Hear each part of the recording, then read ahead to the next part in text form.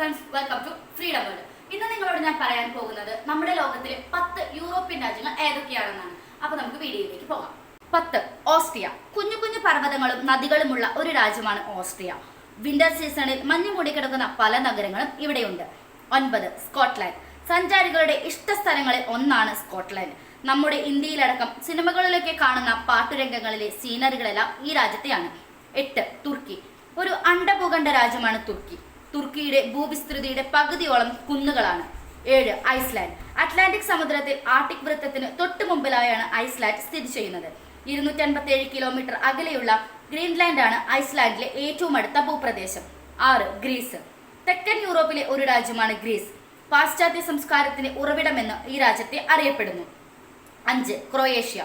ക്രിസ്തുവിന് മുമ്പ് 3-ാം നൂറ്റാണ്ടിൽ നോർമന്മാരുടെ വർഗതലവും ഏലിയൻ ഗോത്ര നേതാവുമായിരുന്ന അഗ്ലൻ സ്ഥാപിച്ചതാണ് ഇന്നത്തെ ക്രൊയേഷ്യ.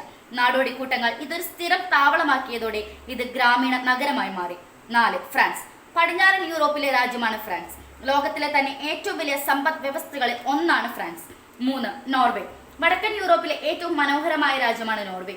സ്വീഡൻ, ഫിൻലാൻഡ്, റഷ്യ എന്നിവയാണ് അതിർത്തി രാജ്യങ്ങൾ. 2. ഇറ്റലി. ദക്ഷിണ യൂറോപ്പിലെ ഒരു രാജ്യമാണ് ഇറ്റലി.